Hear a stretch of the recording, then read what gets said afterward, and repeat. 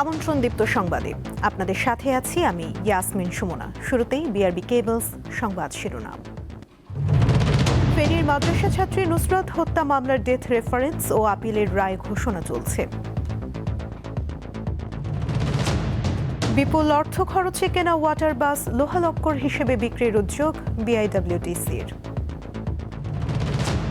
শান্তি ও নিরাপত্তা প্রতিষ্ঠার আলোচনা করতে আজ ইরান যাচ্ছেন পাকিস্তানের সেনাপ্রধান।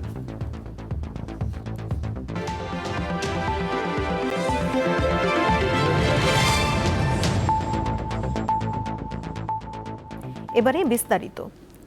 ফেনীর সোনাগাজীর আলোচিত মাদ্রাসা ছাত্রী নুসরাত জাহান রাফি হত্যা মামলার ডেথ রেফারেন্স আপিল ও জেল আপিলের রায় ঘোষণা চলছে।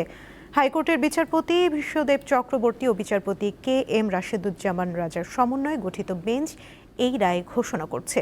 বিচারিক আদালত ১৬ আসামিকে মৃত্যুদণ্ড দিয়েছে। তাদের অন্যতম সোনাগাজী ইসলামিয়া ফাজিল মাদ্রাসার বরখাস্ত অধ্যক্ষ সিরাজউদ্দৌলা, সোনাগাজী উপজেলা আওয়ামী লীগের তৎকালীন সভাপতি রুহুল আমিন ও সোনাগাজী পৌরসভার তৎকালীন কাউন্সিলর মাকসুদুল আলম, কামরুন নাহার মনি, উম্মে সুলতানা পপি ওরফে তুহিন।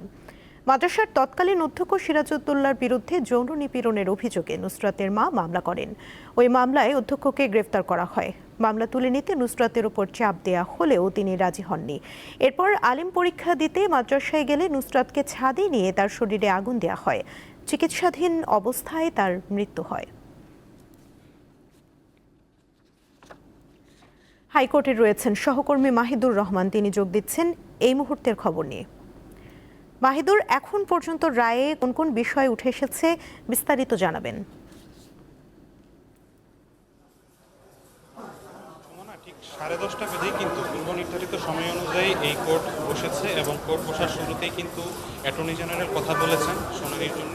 এবং অ্যাটর্নি জেনারেল বলেছেন যে যেহেতু আজকে গুরুত্বপূর্ণ একটি রায় ঘোষণা করা হবে, সেক্ষেত্রে কোনো আসামি বা যারা দোষী সাব্যস্ত হয়েছে তারা যেন কোনো বিচারিক অধ্যায় পার না পায়। এবং এখানে যদি হাইকোর্ট মনে করেন যে কোনো নির্দোষ কেউ প্রমাণিত হয়, তাহলে কোনো নির্দোষ ব্যক্তিও যাতে এই বিচারের আওতায় না আসে। তো এইরকম কথার মধ্যে দিয়ে কিন্তু আজকের এই যে বিচারিক কার্যক্রম সেটি শুরু হয়েছে। ইতিমধ্যে বিচারপতি রাশেদুজ্জামান রাজা তিনি কিন্তু এই আজকের এই রায় ঘোষণার পটভূমি করতে শুরু করেছেন। আমরা দেখেছি যে শুরুতেই যেই ফেনীতে যে ট্রাইব্যুনালে এই মামলার শুনানি ছিল, সেখানকার যারা সাক্ষ্য দিয়েছিলেন সেই সাক্ষীদের সাক্ষ্য গ্রহণের সময় তারা যা যা বলেছেন তা এখানে আবার পুনরায় তুলে ধরা হচ্ছে। এবং যে 16 জন আসামি, এই 16 জন আসামির কিন্তু এক একজনের যেরকম অভিযোগ ছিল সেই অভিযোগগুলিও কিন্তু এক এক করে পড়ে শোনানো হচ্ছে। তো আমরা দেখেছি যে এখানে কিন্তু আজকে নুসরাত জাহানের যে পরিবারবর্গ তারা কিন্তু এখানে উপস্থিত হয়েছেন। আমরা অনেকের সাথে কথা বলেছি, তারা কিন্তু অধীর আগ্রহে এজলাসের ভিতরে অবস্থান করছেন এবং এজলাসের ভিতরে একটি পিনপতন নীরবতার সৃষ্টি হয়েছে। সবাই মনোযোগ দিয়ে শুনছেন, তারা আশা করছেন যে এখানে আসামি যারা আছে তারা সর্বোচ্চ শাস্তি দাবি করছেন। এবং অন্যদিকে আসামিদের যে আত্মীয় স্বজন, আমরা আসামিদের আত্মীয় স্বজন এবং পরিবারবর্গের সাথেও কথা বলেছি, তারাও একটি সুষ্ঠু বিচার চান। তারা আমাদেরকে জানিয়েছেন যে এটি একটি পরিকল্পিত ঘটনা এবং তাদেরকে ফাঁসানো হয়েছে। তারাও কিন্তু একটি সুষ্ঠু বিচারের মাধ্যমে তাদের পরিবারের যাদেরকে আসামি করা হয়েছে তাদের নির্দোষ দাবি করেছেন। অন্যদিকে রাষ্ট্রপক্ষের অ্যাটর্নি জেনারেল এবং আসামি পক্ষের আইনজীবীরাও সেখানে উপস্থিত রয়েছেন। সবাই কিন্তু শুনছেন। আসামি পক্ষের আইনজীবীরাও আমাদেরকে জানাচ্ছেন যে তারা প্রমাণ করতে পেরেছেন যে তাদের আসামিরা নির্দোষ। তো এখনো পর্যন্ত এখানকার রায় পড়া শুরু হয়েছে, তবে আনুমানিক বেশ কিছুক্ষণ সময় লাগবে এই রায় শেষ করতে। তারপরে একটি নির্দেশনা আসবে কোর্টের ভেতর থেকে। যে নির্দেশনাটি আসবে সেটি আমি আপনার মাধ্যমে জানিয়ে দেওয়ার চেষ্টা করব। তবে আমি একটু পটভূমির দিকে যদি যাই, যে এখানে আমরা যেটি শুনতে পেরেছি যে নুসরাত যখন মৃত্যুবরণ করেন তার আগে ঢাকার বার্ন ইউনিটে কিন্তু একটি জবানবন্দি তিনি দিয়েছিলেন। এই জবানবন্দিটিও কিন্তু আজকে এই আদালতের মধ্যে পড়ে শোনানো হচ্ছে, যেটি আমরা শুনেছি। তিনি যা যা বলেছিলেন, যে যে ইভিডেন্সগুলি সাক্ষ্যের মাধ্যমে উঠে এসেছে, বিশেষ অডিও ক্লিপস, ভিডিও ক্লিপস এবং সাক্ষীদের জবানবন্দি, সব কিছু মিলে আজকে একটি রায়ের পর্যায়ে যাবে এই মামলাটি। তো এটিকে বর্তমানে এই যে 7 বছর পরে হাইকোর্টের একটি ঐতিহাসিক মামলা, এটিকে অবশ্যই একটি গুরুত্বপূর্ণ মামলা হিসেবেই দেখছেন। এখানকার যে আশেপাশের মানুষজনের সাথেও আমরা কথা বলেছি, তারাও অনেক আগ্রহ দেখাচ্ছেন যে এটি একটি ঐতিহাসিক মামলার মাইলফলক হিসেবে থাকবে। যেহেতু ফেনীর যে আদালত রায় দিয়েছিলেন সেটি মাত্র 61 কার্যদিবসের মধ্যে এটি শেষ হয়েছিল, এবং দীর্ঘ 7 বছর পরে আজকে যে মামলাটির রায় ঘোষণা করা হচ্ছে, এটিও কিন্তু প্রায় 28 কার্যদিবসের যে শুনানি, সেই শুনানি শেষ করেই আজকে এই মামলার রায় ঘোষণা করা হবে। তো আপাতত এই মুহূর্তে এই ছিল সর্বশেষ তথ্য। সুমনা। হাইকোর্ট প্রাঙ্গণ থেকে জানাচ্ছিলেন সহকর্মী মাহিদুর রহমান। নুসরাত হত্যা মামলার ডেথ রেফারেন্স ও আপিলের রায় ঘোষণা ঘিরে নুসরাতের ফেনীর বাসার নিরাপত্তা জোরদার করা হয়েছে। সেখান থেকে যোগ দিচ্ছেন সহকর্মী আব্দুল্লাহ আল মামুন। মামুন, নুসরাতের পরিবারের সদস্যরা কি কোনো রকম নিরাপত্তার ঝুঁকিতে রয়েছে কিনা, নিরাপত্তা জোরদার করার কারণ কি জানাবেন? সুমন, আপনি যেমনটি বলছিলেন যে আমরা এখন আছি ফেনীর সোনাগাজী উপজেলার নুসরাতদের বাড়িতে, যেখানে আজকে যে রায়কে কেন্দ্র করে এখানে আসলে পুলিশের তৎপরতা অনেক বাড়ানো হয়েছে। আসলে ঘটনার পর থেকে এখানে কিন্তু পুলিশ অবস্থান করছে, তবে বিশেষ করে কালকে যখন রায় ঘোষণার খবরটা আসলো তখন পুলিশের তৎপরতা বাড়ানো হয়েছে। আমরা ওদের পরিবারের লোকজনের সাথে কথা বলেছি, তারা আসলে এরকম কোনো শঙ্কার কথা বলছেন না, তবে আতঙ্ক তাদের মাঝে বিরাজ করছে। আমরা তাদের স্বজনদের সাথে যে কথা বলেছি, তারা বলছে যে তাদের আতঙ্ক তো আছেই, যার কারণেই তো পুলিশের এই টহল বসানো হয়েছে। আজকে 7 বছর যাবৎ কিন্তু এই পুলিশের এই চৌকি এখানে বসানো হয়েছে তাদের নিরাপত্তা দেওয়ার জন্য। তো আপনাকে যেটি বলতে চাই যে মাদ্রাসা ছাত্রী নুসরাত, সে তা অধ্যক্ষের যৌন হয়রানির শিকার হয়ে মূলত যে সে একটা মামলা করেছিল, ওই মামলা থেকেই তাকে মামলাটা উঠানোর জন্য চাপ দেওয়া হচ্ছিল। পরবর্তী সময়ে তাকে মাদ্রাসার ছাদে আগুন লাগিয়ে কেরোসিন দিয়ে পুড়িয়ে হত্যার চেষ্টা করা হয়। সে এরপরে ঢাকা মেডিকেল কলেজের বার্ন ইউনিটে সে এরপরে ভাই মাহমুদুল হাসান নোমান যে মামলা করেছেন সেটি হত্যা মামলা হিসাবে গ্রহণ করা হয়। তারপর থেকেই কিন্তু এই যারা শাসক দলের তখনকার সময়ে তৎকালীন সময়ের শাসক দলের লোকজন ছিল, যার ফলে তারা তখন থেকে কিন্তু পরিবারটির ভিতর আতঙ্ক ছড়িয়ে পড়ার ফলেই তারা পুলিশের কাছে নিরাপত্তা চায়, আর নিরাপত্তার জন্য তাদেরকে এখানে পুলিশের পক্ষ থেকে আজকে 7 বছর যাবৎ এই ধরনের নিরাপত্তা দেওয়া হচ্ছে। তো এখন মানুষ বা উৎসুক আশপাশের মানুষের অবস্থান আমরা যেমন দেখছি, আশপাশে পুলিশ সহ তারা কিন্তু নিরাপত্তা ব্যবস্থা জোরদার করার জন্য তারা কাজ করে যাচ্ছে। এখনো পর্যন্ত তখন এখানে কোনো আসলে ওইরকম কোনো পরিস্থিতি দেখা যাচ্ছে না, মানুষের একটু ভিড় আছে এবং এই পরিস্থিতি পর্যবেক্ষণ করছেন মানুষ। এই ছিল আমার কাছে সোনাগাজী নুসরাতের বাড়ি থেকে সর্বশেষ তথ্য। মামুন, ধন্যবাদ আপনাকে। বিপুল অর্থ খরচ করে কেনা 12টি ওয়াটার বাসের মধ্যে 9টি পুরোপুরি নষ্ট হয়ে গেছে। সেগুলো এখন লোহালক্কর হিসেবে বিক্রির উদ্যোগ নিয়েছে বিআইডব্লিউটিসি। এভাবে সরকারি অর্থ অপচয়ের আগে প্রকল্প নিয়ে ভালোভাবে যাচাই বাছাইয়ের পরামর্শ দেন বিশেষজ্ঞরা। ঢাকার চারদিকে থাকা নদ নদীকে কেন্দ্র করে ওয়াটার বাস সার্ভিস চালুর পরও বন্ধ হয়েছে বারবার। আর বৃত্তাকার এই নৌপথকে কেন্দ্র করে যে ল্যান্ডিং স্টেশনগুলো নির্মাণ করা হয় সেগুলো এখন যেন অনেকটা ভূতের বাড়ি। ওই নৌ রুটে চলার জন্য সব মিলিয়ে নামানো হয়েছিল 12টি ওয়াটার বাস। সেগুলোর মধ্যে দীর্ঘদিন ধরে নারায়ণগঞ্জের 7টি, আর কিছু পড়ে আছে ঢাকার বাদামতলীতে। সেখানে গিয়ে দেখা যায় যানগুলো যেন দেখার কেউ নেই। রাষ্ট্রীয় কোষাগারের কোটি কোটি টাকায় কেনা এই ওয়াটার বাসগুলো এখন রাজধানীর পুরন ঢাকার বাদামতলী ঘাটে পরিত্যক্ত অবস্থায় পড়ে আছে। আমরা সরজমিনে এসে দেখলাম এখানে এই বাসগুলোতে অবস্থান করছে বিআইডব্লিউটিসির বিভিন্ন শ্রেণীর কর্মকর্তারা। বিআইডব্লিউটিসি এর পক্ষ থেকে জানানো হয় ওয়াটার বাসগুলোর ফিটনেস না থাকায় বর্তমানে পরিত্যক্ত অবস্থায় রয়েছে। এগুলো শীঘ্রই নিলামে বিক্রি করা হবে। সরকার নানা ধাপে আশুলিয়া থেকে সদরঘাট পর্যন্ত নৌপথ খনন, 10টি ল্যান্ডিং স্টেশন সহ বিভিন্ন অবকাঠামো তৈরিতে প্রায় 38 কোটি টাকা ব্যয় করে। প্রশ্ন ওঠে, সরকারের এই মূল্যবান সম্পদ রক্ষণাবেক্ষণ করার কেউ কি ছিল না? একটা সমন্বিত পরিকল্পনা ঘাটতি ছিল। তাড়াহুড়া করে আপনি যদি ফিজিবিলিটি না করেন, সম্ভবত যাচাই যদি না করেন, ফলাফল এটাই হওয়ার কথা ছিল। কারণ এই যে অতীতে যে ওয়াটার ভেসেলগুলি, এটা অনেকটা বয়লারের মতন। এখানে ওয়াটার সার্কুলেশনের ব্যবস্থাপনা নাই, এবং ইঞ্জিনের যে শব্দ এবং শব্দ দূষণ, তার সাথে পানির যে দূষণ, দুর্গন্ধ, যে মডেলের ওয়াটার বাসগুলি নামানো হয়েছিল সেটা এই পরিবেশ প্রতিবেশের সাথে আসলে মানানসই না। সেখানে বিনিয়োগের ক্ষেত্রে আসলে সম্ভবত যাচাই করে নেওয়া দরকার ছিল। বিশেষজ্ঞরা আরও বলছেন, বৃত্তাকার নৌপথ চালু করতে তড়িঘড়ি করে কোনো কাজ করা যাবে না। দীর্ঘ সময়ের একটি পরিকল্পনা তৈরি করে সেই অনুযায়ী ধাপে ধাপে এগোতে হবে। কারণ ফ্রিকোয়েন্সি এবং গতি যদি না বাড়াতে পারেন, সড়ক পথের সাথে কিন্তু কম্পিট করতে হবে। তো অতীতে আমি যেটা বললাম, ফ্রিকোয়েন্সি অনেক বেশি ছিল, দেখা গেল যে 2 ঘন্টা ওয়েট করতে হচ্ছে, এবং নৌযানের যে গতি সেটাও অনেক কম ছিল। অনেকে কিন্তু নিরুৎসাহিত হয়েছে। আলোয়ান খান, দীপ্ত সংবাদ, ঢাকা। ঠাকুরগাঁও সদর উপজেলার কিসমত দৌলতপুর দাখিল মাদ্রাসার 3 শিক্ষকের বিরুদ্ধে স্বাক্ষর জালিয়াতির অভিযোগ উঠেছে। অভিযোগ আছে তারা সদর উপজেলা নির্বাহী কর্মকর্তার সই জাল করেছেন। এ বিষয়ে অভিযুক্তরা প্রতিষ্ঠান প্রধানকে দায়ী করছেন। ঠাকুরগাঁও সদর উপজেলার নারকোনে অবস্থিত কিসমত দৌলতপুর দাখিল মাদ্রাসা নামে শিক্ষা প্রতিষ্ঠান হলেও এর ভিতরের গল্প একেবারেই ভিন্ন। কিছুদিন আগে ঠাকুরগাঁও সদর উপজেলা নির্বাহী কর্মকর্তার স্বাক্ষর জাল করে উচ্চতর গ্রেডের জন্য আবেদন করে প্রতিষ্ঠানের 3 শিক্ষক। তবে স্বাক্ষর জালের বিষয়ে 3 শিক্ষক ও প্রতিষ্ঠান প্রধান দোষারোপ করছে একে অপরকে। উচ্চতর গ্রেডের জন্য আমার শিক্ষক ইউনো স্যারের সই জাল করে ওরা কাগজ পাঠিয়ে দিছে। স্কুলের যে প্রধান দায়িত্বে আছেন ওনাকে দিছি, উনি কিভাবে কাজটা করবে এটা ওনার এখতিয়ার।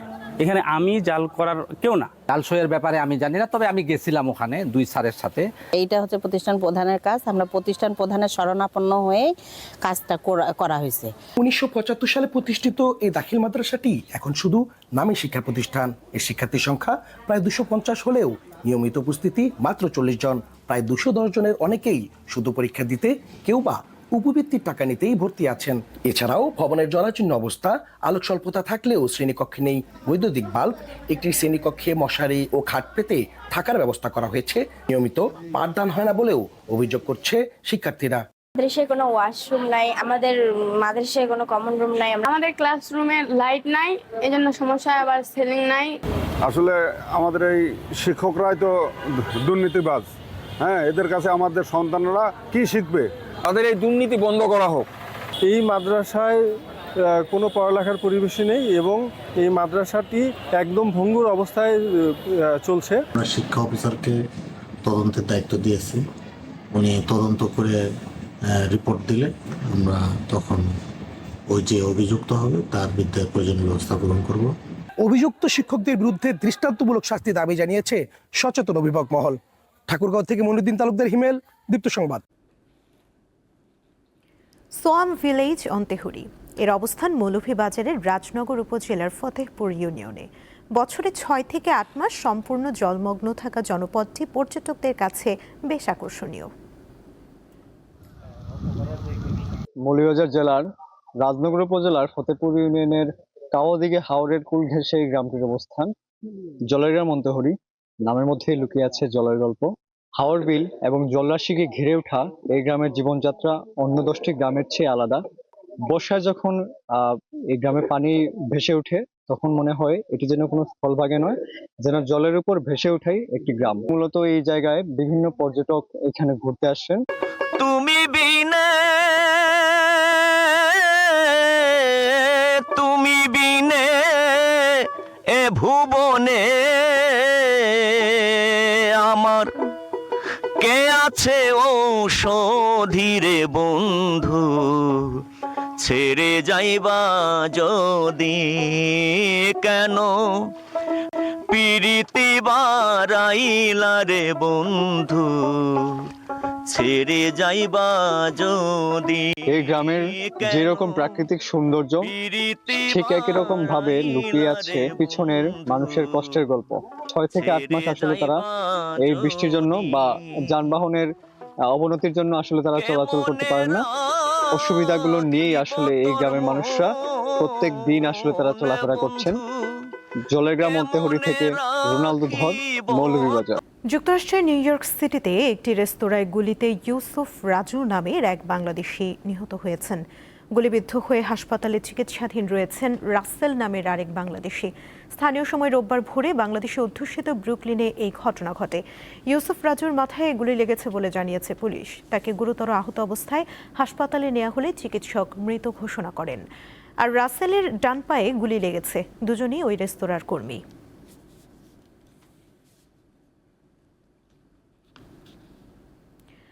পশ্চিম এশিয়ায় শান্তি ও নিরাপত্তা প্রতিষ্ঠার আলোচনা করতে পাকিস্তানের সেনাপ্রধান জেনারেল আসিম মুনির আজ ইরান যাচ্ছেন।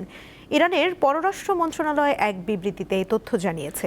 ইরান ও যুক্তরাষ্ট্রের মধ্যে চলমান যুদ্ধ বন্ধে মধ্যস্থতাকারীর ভূমিকা পালন করছে পাকিস্তান।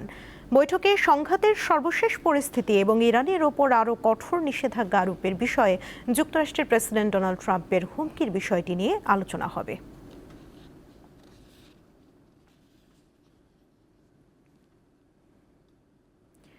প্রধানমন্ত্রী তারেক রহমানের সফরকে ঘিরে ভারতকে অনুকূল পরিবেশ তৈরি সহ বেশ কিছু শর্ত দিয়েছে বাংলাদেশ। এই সফরকে কেন্দ্র করে ঢাকা ও নয়াদিল্লির মধ্যে কূটনৈতিক টানাপোড়েন এখন প্রকাশ্যে। বিশেষ করে ভারতীয় গণমাধ্যমে বিষয়টি গুরুত্ব সহকারে প্রাধান্য পাচ্ছে। নানা রকম আলোচনা সমালোচনাও করছেন দেশটির কূটনীতিকরা। প্রধানমন্ত্রী তারেক রহমানের দিল্লি সফরের আগে শেখ হাসিনার প্রত্যর্পণের পাশাপাশি একটি অনুকূল পরিবেশ চায় ঢাকা। আর নয়াদিল্লি বলছে এই সফর নিয়ে তারা বেশ আগ্রহী। অর্থাৎ এই সফরকে কেন্দ্র করে ঢাকা ও নয়াদিল্লির মধ্যে কূটনৈতিক টানাপোড়েন এখন প্রকাশ্যে। তবে তারেক রহমানের এই সফরকে ঘিরে বেশ সরব ভারতীয় গণমাধ্যমগুলো। ব্যাপক আলোচনা এবং কূটনৈতিক বিশ্লেষণের মাধ্যমে নানা বয়ান দিচ্ছে তারা। টাইমস অফ ইন্ডিয়া তাদের প্রতিবেদনে বাংলাদেশের শর্তকে কঠিন শর্ত হিসেবে উল্লেখ করেছে। বাংলাদেশের বিভিন্ন কট্টরপন্থী এবং বিরোধী দলের চাপের কারণে এই কঠোর শর্ত দেওয়া হয়েছে বলে দাবি করা হয়েছে। ইন্ডিয়ান এক্সপ্রেস বলছে শেখ হাসিনার প্রত্যর্পণের বিষয়টি বাংলাদেশের কাছে একটি চূড়ান্ত সীমারেখা হিসেবে বিবেচিত হচ্ছে। দ্য হিন্দু, দ্য প্রিন্টের মতো ভারতীয় প্রথম সারির গণমাধ্যমগুলোতে বাংলাদেশের পররাষ্ট্র মন্ত্রণালয়ের বক্তব্যকে বেশ গুরুত্ব সহকারে তুলে ধরা হয়েছে। তারা বলছে দিল্লিতে দণ্ডপ্রাপ্ত আসামি শেখ হাসিনার সংবাদ সম্মেলন ও বক্তব্য ঢাকার প্রধান অসন্তোষের কারণ। দ্য ওয়ার্ড তাদের বিশ্লেষণে বলছে কোনো সম্মেলনের সাইড লাইনে বৈঠক নয়, বাংলাদেশ একটি পূর্ণাঙ্গ দ্বিপক্ষীয় সফর চায়। ইন্ডিয়া টুডে বলছে শেখ হাসিনার প্রত্যর্পণের দাবির সঙ্গে তারেক রহমানের ভারত সফরকে যুক্ত করেছে বাংলাদেশ। এদিকে ভারতীয় কূটনীতিকদের অনেকে আবার এই সফরকে দুই দেশের সম্পর্ক মেরামতের সুযোগ হিসেবে দেখছেন। কেউ কেউ আবার ঢাকার এই অবস্থানকে রূঢ় ও অহংকারী আখ্যা দিয়ে সমালোচনাও করছেন। তবে দিল্লি বলছে বাংলাদেশের প্রধানমন্ত্রী তারেক রহমানকে স্বাগত জানাতে প্রস্তুত তারা। এখন প্রশ্ন হচ্ছে, তারেক রহমানের সফর নিয়ে ভারতের কেন এত আগ্রহ? দেশটির গণমাধ্যম কেন এত সরব? এ বিষয়টি জানবো দীপ্ত টিভির বার্তা প্রধানের কাছ থেকে। কোনো দ্বিপাক্ষিক সফর একটি দেশের আগ্রহের কারণে হয় না, দুই দেশের পারস্পরিক স্বার্থ থাকতে হয় এবং দুই পক্ষের স্বার্থ যখন এক জায়গায় মিলে যাবে তখন এই সফরটা হবে। ভারতের অধিকাংশ মিডিয়াকে এখন বলা হয় গদি মিডিয়া, কারণ অধিকাংশ মিডিয়া মোদি সরকার ক্ষমতায় আসার পর মোদি সরকারকে নির্লজ্জভাবে বলা যায় প্রশংসা করে এবং বাংলাদেশের বিরুদ্ধে অহেতুক প্রপাগান্ডা চালায়। মোদি যেটা চায় সেটাকেই তারা বেশি করে তুলে ধরার চেষ্টা করে। বিশ্লেষকরা বলছেন বাংলাদেশের নতুন সরকার চীন সহ অন্যান্য দেশের সঙ্গে সম্পর্ক জোরদার করছে। ফলে দিল্লির জন্য ঢাকার নতুন রাজনৈতিক নেতৃত্বের সঙ্গে সম্পর্ক রাখা গুরুত্বপূর্ণ। এছাড়া পার্শ্ববর্তী দেশ হিসেবে নিরাপত্তা, সীমান্ত ব্যবস্থাপনা, বাণিজ্য ও যোগাযোগের জন্য সম্পর্ক রাখা প্রয়োজন। এছাড়া এই সফরের সাথে ভারতের ভাবমূর্তির বিষয়টিও রয়েছে। একটি বড় দেশ হয়ে ছোট্ট প্রতিবেশী রাষ্ট্র বাংলাদেশের সঙ্গে কেন মিলেমিশে চলতে পারছে না, সেই প্রশ্নটিও উঠছে। ইশরাত সুমা, দীপ্ত বার্তা কক্ষ। খেলার খবর। লা লিগায় শিরোপা ধরে রাখার মিশন দারুণভাবে শুরু করেছে বার্সেলোনা। স্বাগতিক এলচেকে 5-0 গোলে হারিয়েছে হান্সি ফ্লিকের দল। মার্টিনেজ ভালেরো স্টেডিয়ামে বার্সেলোনার হয়ে জোড়া গোল করেছেন রাফিনিয়া ও ফার্মিন লোপেজ। অভিষেকেই গোল করেছেন করিম আদেরেমি। আর অভিষেক ম্যাচে বদলি হিসেবে নেমে 2টি গোলে সহায়তা করে নজর কেড়েছেন অ্যান্থনি গর্ডন। বিশ্বকাপের পর দলের কয়েকজন নিয়মিত খেলোয়াড়কে বেঞ্চে রেখে একাদশ সাজিয়েছিলেন ফ্লিক। লামিনে ইয়ামাল শুরু থেকেই মাঠে ছিলেন, তবে নিজের সেরা ছন্দে দেখা যায়নি তাকে। দীপ্ত সংবাদ শেষ করার আগে বিআরবি কেবলস সংবাদ শিরোনামগুলো আরও একবার। ফেনীর মাদ্রাসা ছাত্রী নুসরাত হত্যা মামলার ডেথ রেফারেন্স ও আপিলের রায় ঘোষণা চলছে। বিপুল অর্থ খরচে কেনা ওয়াটার বাস লোহালক্কর হিসেবে বিক্রির উদ্যোগ বিআইডব্লিউটিসির। শান্তি ও নিরাপত্তা প্রতিষ্ঠার আলোচনা করতে আজ ইরান যাচ্ছেন পাকিস্তানের সেনাপ্রধান।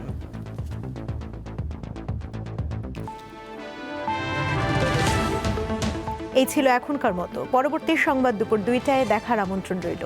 এছাড়া আরও তথ্য পেতে যুক্ত থাকুন দীপ্ত ডিজিটাল প্ল্যাটফর্মের সাথে। ধন্যবাদ সবাইকে।